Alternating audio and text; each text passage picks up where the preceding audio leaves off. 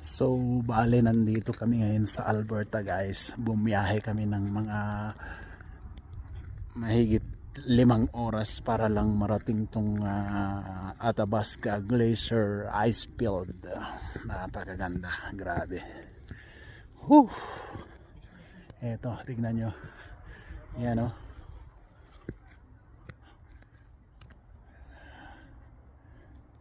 Grabe, napakaganda guys. Yan. Ang lawak na ice field. So bale malalaking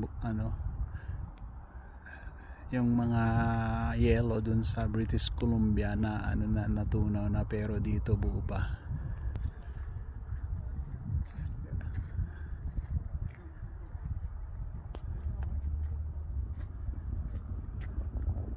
So bale pwede kang bayad ng 86 something like that para makapunta ka dun sa pinakadulo-dulo niya. So dun sa dulo sasakay ka ng bus.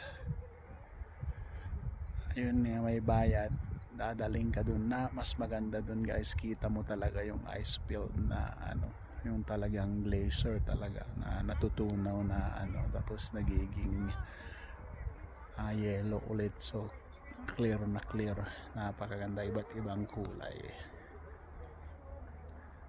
Ayan, dito yan sa Alberta guys, grabe.